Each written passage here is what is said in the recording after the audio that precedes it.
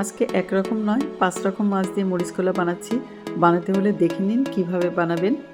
যারা কাটা বেছে খেতে পারেন তাদের জন্য কিন্তু এই রেসিপিটা। যারা কাটা পছন্দ করেন না তাদের জন্য পাঙ্গা ফিলে আর অন্য অন্য মাছ দিয়ে মরিচ কলা করা আছে, সেটা দেখে নেবেন।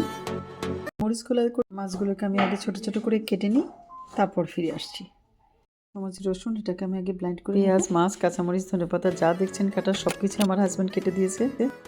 মরিচ কলা করতে যা যা লাগবে মাছগুলো নিয়ে নিলাম। লেবু, পেঁয়াজ, কাঁচামরিচ, ধনেপাতা, পেঁয়াজ কুচি, রসুন কুচি, কাঁচামরিচ, পেঁয়াজ, রসুন ব্লেন্ড করা, সরিষার তেল আর মশলা। এখন দেখাচ্ছি কিভাবে করি।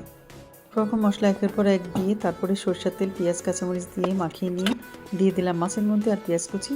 তারপর ভালোভাবে মাখিয়ে সিলভার পাপড়ি দিয়ে ওয়েট করলাম 20 মিনিট। হয়ে গেল আমার মরিচ কুচি। আপনারা যদি এভাবে বানিয়ে না থাকেন তাহলে বানিয়ে ফেলুন। আজকে তাহলে এই পর্যন্তই। আল্লাহ হাফেজ।